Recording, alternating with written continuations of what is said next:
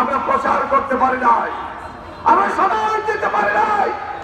গতকালকে সিদ্ধান্ত নিয়েছি আমার প্রিয় নেতা জনাব ফখরুল আহমেদ খানের নির্দেশে, তার পরামর্শে যখন আমরা নির্দেশ শুনেছি যে ফরেস্ট ডিপার্টমেন্ট সারা সখীপুরে ঘোষণা করেছে আমার বাবার 100 বছরের মিঠাবাড়ি, আমার চাচার 100 বছরের মিঠাবাড়ি, আমার ভাইয়ের 100 বছরের মিঠাবাড়ি উচ্ছেদ অভিযান চালাবে এবং অলরেডি মির্জাপুরে চালিয়েছে, আমাদের বোয়ালি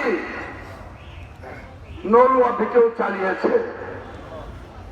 আমি প্রতিবাদ করেছি গতকালকে, আমার নরুয়া যাদবপুরের সেক্রেটারিকে বলেছিলাম তুমি সেখানে যাও।